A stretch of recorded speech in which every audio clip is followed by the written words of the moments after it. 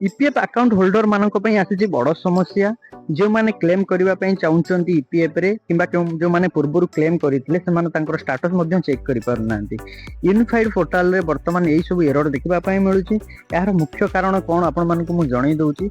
सेवा प्रदान को अधिक उन्नत प्रोसेसिंग क्षमता को द्रुत और उपभोक्ता मानक एक भल अनुभूति देबा पई ईपीएफ तार claim processing system software application एवं डाटाबेस को अधिक शक्तिशाली और उन्नत करिया पई एक योजनाबद्ध कार्य करूची।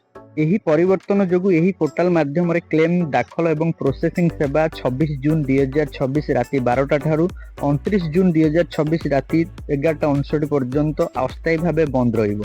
ईपीएफ अकाउंट होल्डर माने आपण जमार भी व्यस्त होंतु नाही। ये अस्थायी समस्या जाकि जल्दी ताहाकू ठीक करा जिवो।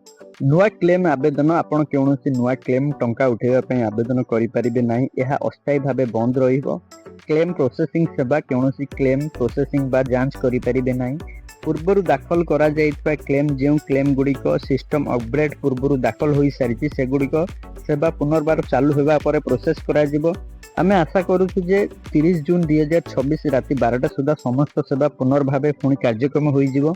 ग्राहक मानक अधिक द्रुत निर्भरयोग्य एवं सुरक्षित सेवा जोगई देवा पई कार्य करुवा ईपीएफ तरफ जणाई दिया जाइछि। ईपीएफ अकाउंट होल्डर माने आपण आदौ व्यस्त होंतु नाही। ये अस्थायी समस्या जहाँकि सिस्टम द्वारा आपण मानक जणाई दिया जाउछि। जेतेबेले आपण माने पोर्टल लॉगिन करूछन्ते आपण मानक नोटिफिकेशन मिली जाउछि।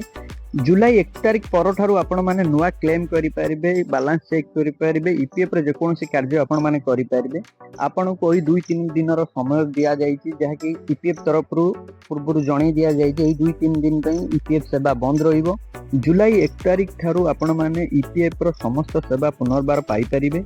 आपण माने आदौ व्यस्त होंतु नाही। जुलाई 1 तारिख पर्यंत आपण माने वेट करंतु।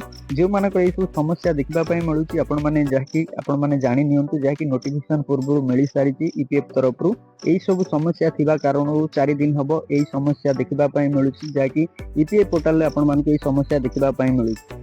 जाकि ये समस्यार समाधान खूब शीघ्र होबा पई जाउची। समाधान जाकि नुआ रूप रे नुआ पोर्टल लॉगिन करिवे आपण माने नुआ सिस्टम द्वारा आपण माने जोड़ी होई परिबे। ईपीएफ रो जो नुआ सिस्टम आसीबा को जाउची जुलाई 1 तारिख पर्यंत आपण को अपेक्षा करिवा पई पड़िबो।